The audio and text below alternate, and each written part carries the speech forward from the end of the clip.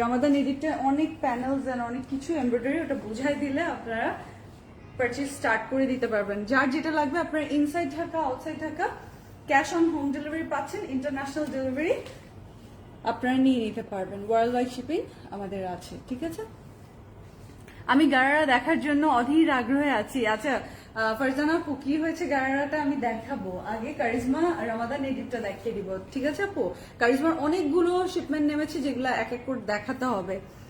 আদিয়া ইকরা আপনি লিখেছে হ্যালো, দেখেন গ্রিনটা দেখেন।